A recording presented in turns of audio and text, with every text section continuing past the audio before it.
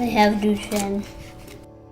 Even though they have a disease that to you or me just would devastate us, they seem to live each day with so much emotion and so much spirit.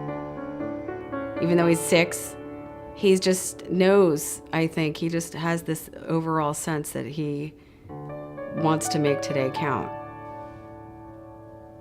Sej is the most enthusiastic boy that I know. When he was 8, he said that if FDR can run the country in a wheelchair, who can stop me?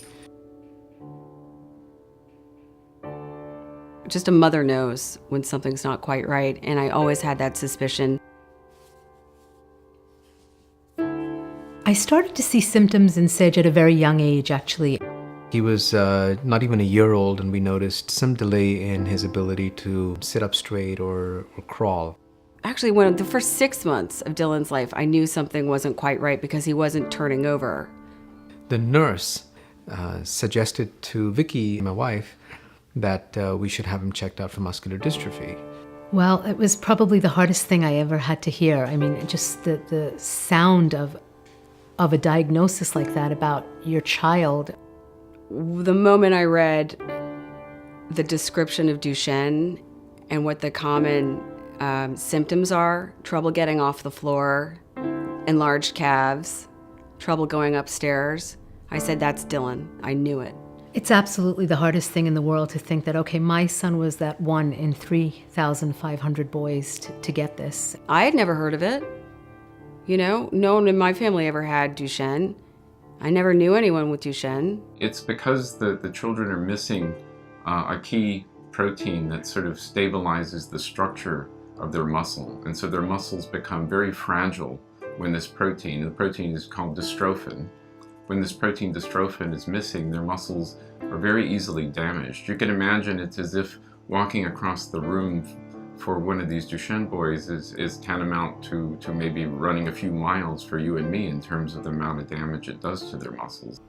When we first learned about this diagnosis, we didn't know which way was north, and PPMD was our compass. Parent Project Muscular Dystrophy is a community of parents, because parents will do anything to save their children. I think of myself as a part of PPMD. It's a strategic coalition of the number of parents around the world who want to choose to get involved and join this race and fight to end Duchenne. We accelerate research. We raise our voices in Washington. We demand that all young boys and men have access to optimal care, and we educate the global community about Duchenne. Duchenne today is not what it was 25 years ago or even 10 years ago. Our boys have a real shot at living a very good quality of life.